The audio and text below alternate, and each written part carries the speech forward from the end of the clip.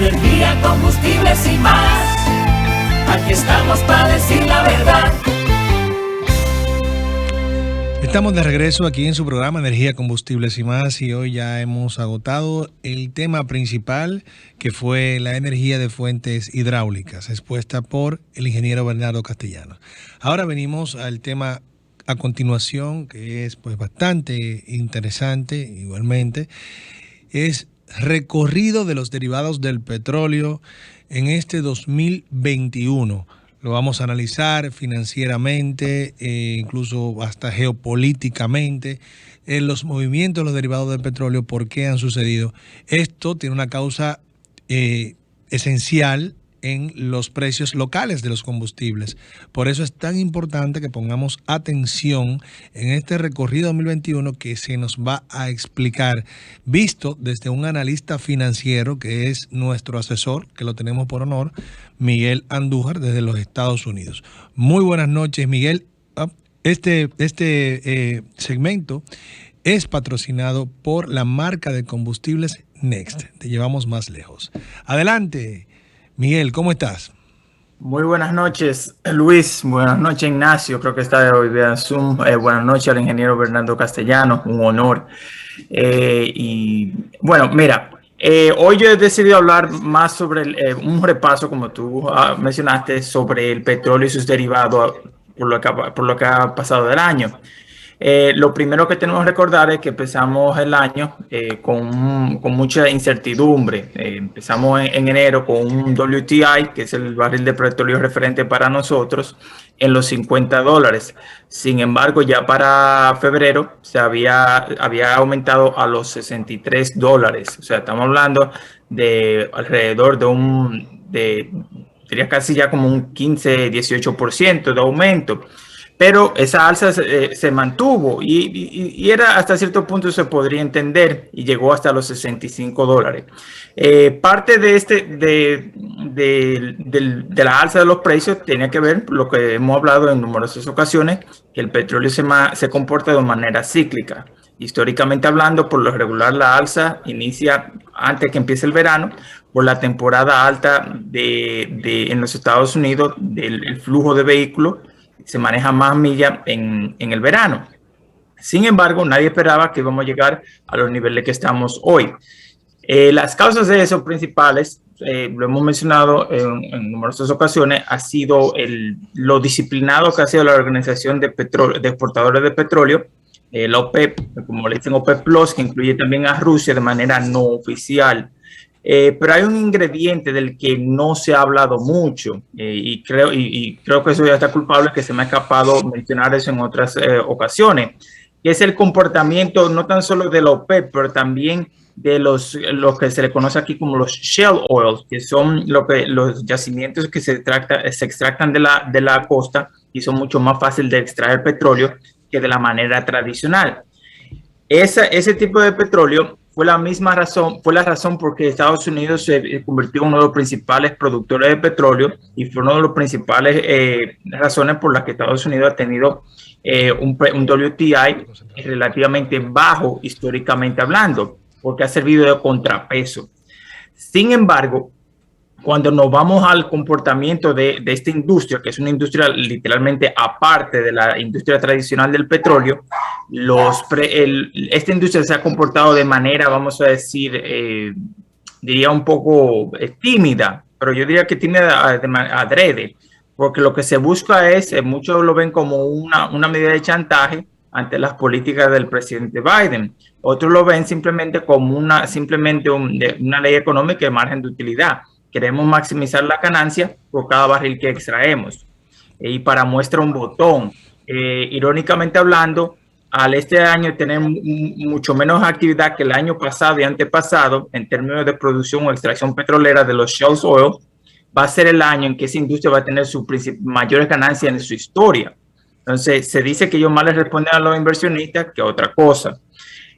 Por el otro lado tenemos que cuando tú ves eso afecta, crea un efecto multiplicador donde encontramos otro tipo de petróleo, por ejemplo el oriente de Napo, que es el de Ecuador, que ha aumentado también un 25% este año y por lo regular no tiene ese tipo de aumento porque tiene mucho más sulfuro, mucho más difícil de refinar, en fin, es un petróleo inferior al norteamericano. Sin embargo, la escasez por la falta de producción ha producido eso. Lo otro que tenemos que tomar en cuenta es cuando vamos al año previo y vemos la cantidad de demanda, la cantidad de oferta que tenía la OPEP y los demás productores de petróleo ha aumentado, pero no ha aumentado a la manera suficiente para administrar la demanda que se ha tenido. Lógico, como hemos hablado en numerosas ocasiones, la reactivación económica no se esperaba que iba a ser al nivel que hemos tenido y todavía lo que falta. Entonces, por eso hoy en día estamos hablando ya de un petróleo en los $80, como que nada es nada. Lo preocupante de eso, cuando uno lo ve en perspectiva, es que volvemos al ciclo histórico del petróleo. El petróleo típicamente se espera la alza en el ciclo de abril-verano, pero justamente cuando llega septiembre, típicamente comienza la baja porque lo que se hace es almacenar petróleo para el próximo verano. Sin embargo, no ha sido así. El petróleo ha seguido de manera ascendente, aunque ha mermado un poco en los últimos días, se mantiene todavía por encima de los $80. Y esta noche estaba yo viendo los precios históricos del petróleo, y las últimas 3 veces que el petróleo cierra el mes de diciembre en su mes más alto del año, o sea, me explico, en todo el lapso del año, cuando el petróleo termina en su precio más alto en el último mes, por lo regular las últimas 3 veces, al año siguiente el petróleo ha terminado por encima de los $100. La última vez que esto pasó fue en el 2014 y terminó para febrero ya estamos en $109.94. Antes de eso fue el famoso 2008 cuando llegó a $147. Entonces hay una tendencia que difícil se equivoque, y volvemos a reiterar lo que siempre decimos, que no abordamos a vaticinar precios, pero hay tendencias y esas tendencias son inequívocas. Si tenemos un petróleo en 80 y algo, y la tendencia es que la tendencia del petróleo es al verano, no es descabellado, inclusive que nada cambie, va a llegar a los $100. Esto, y eso es un dato muy importante que hay que dar, tiene el problema, la génesis de este problema, si bien es cierto, tiene que ver con los PEP y tiene que ver con el comportamiento de los shale oil, también tiene que ver con un comportamiento que nos afecta a nosotros como país por el WTI, pero sobre todo porque nuestro principal socio comercial es los Estados Unidos. Hay un refrán o un dicho que se dice mucho, que cuando Estados Unidos tiene gripe, el resto del mundo tiene pulmonía, y lo mismo es inverso. A medida que Estados Unidos aumenta el consumo, de la misma manera también afecta a países como nosotros, que estamos a la merced de países como Estados Unidos y los gigantes del Asia. En el caso de los Estados Unidos llegó un momento, creo a principios del 2000, consumía casi la mitad de toda la gasolina que se produce en el mundo. Hoy en día sigue siendo el principal consumidor con alrededor del 36% de la gasolina. ¿Por qué digo esto?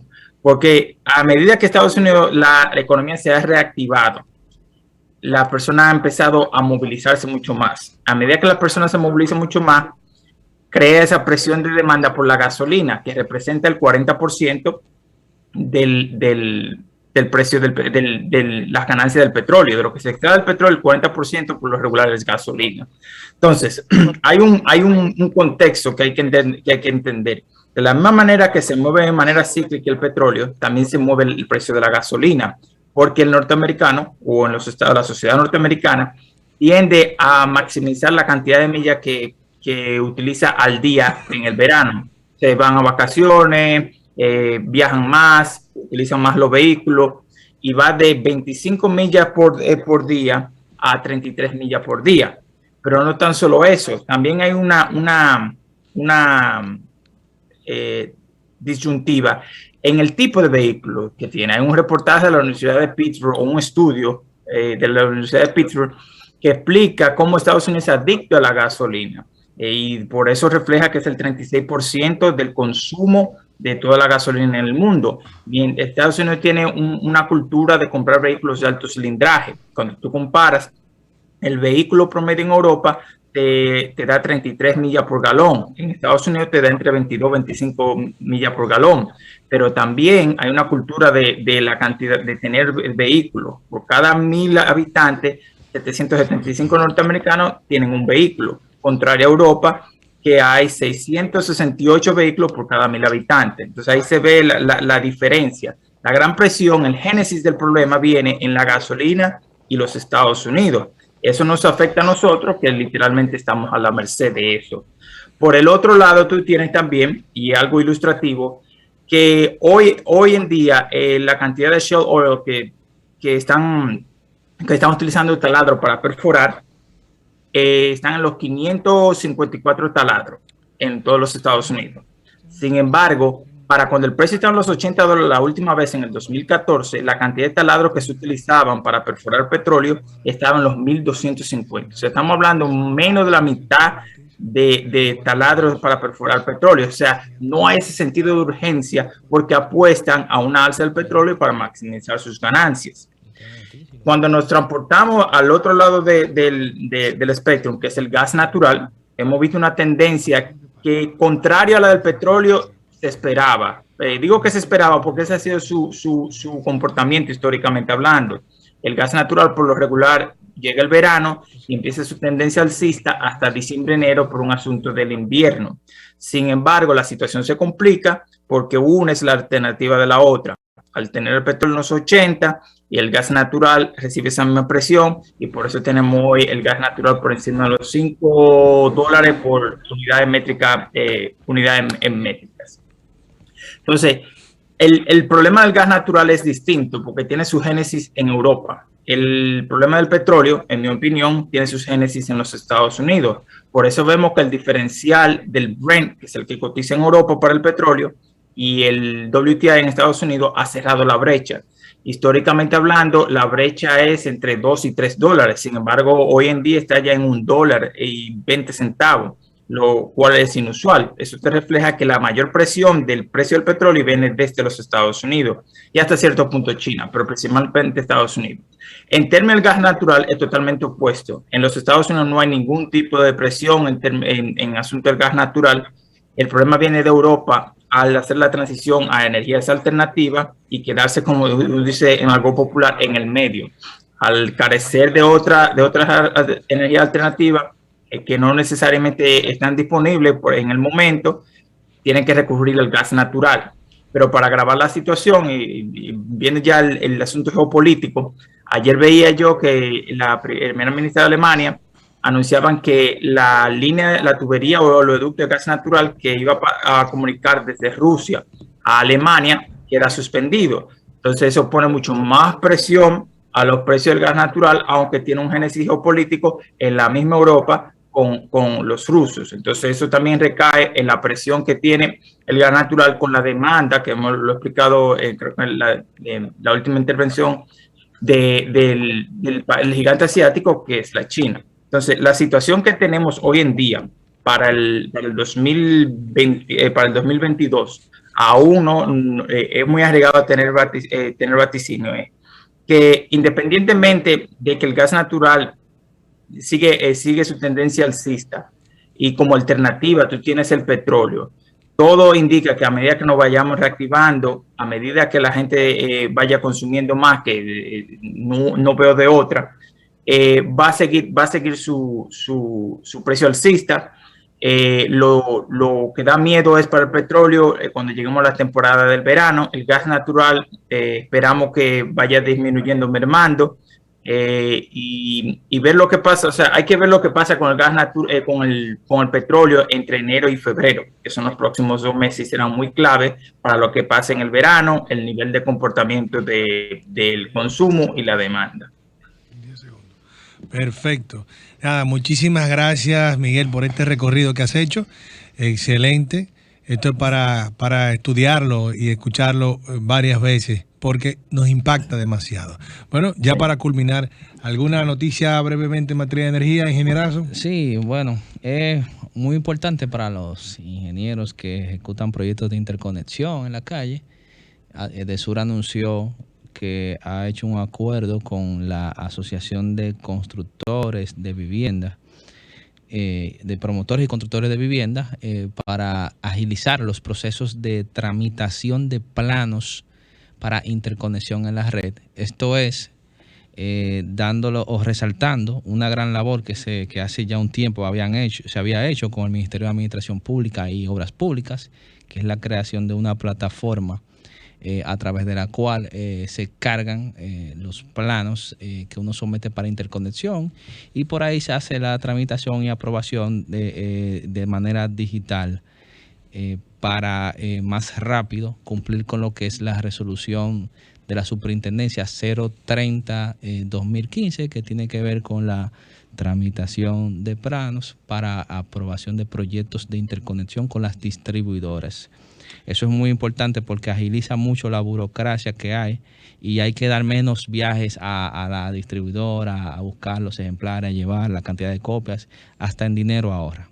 Bueno, perfecto. En cuanto a combustibles, tenemos dos noticias. Una es que en el día de hoy hubo una protesta importante de parte de la CNTT por los precios de los combustibles. Y simplemente le hacemos un llamado a la CNTT, y es que es importante que seamos conscientes que en el mundo entero el barril del petróleo está subiendo. En todos los países se mantiene en alza, y lo que están haciendo la mayoría de los países es siempre buscando métodos alternos de combustión, ya sea tanto para la generación de electricidad como para movilidad.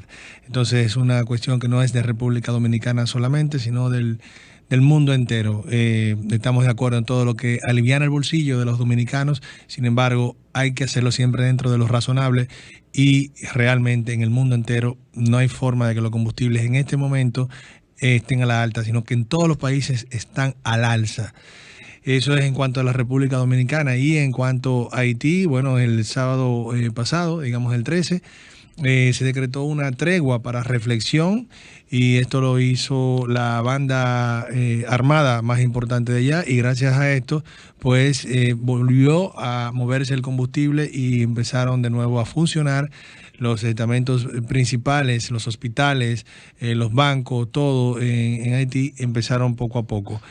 Pese a esto, en el día de hoy el ejército dominicano, ya de este lado, incautó unos 3.000 galones, unos 600 garrafones de combustibles que se llevaban de contrabando de República Dominicana hacia Haití. Entonces es muy importante esta nota. Vemos que sí, que los cuerpos castrenses están bastante atentos y están pendientes de que esto pues no suceda. Señores, tenemos mucho más noticias, pero lamentablemente se nos ha ido el tiempo.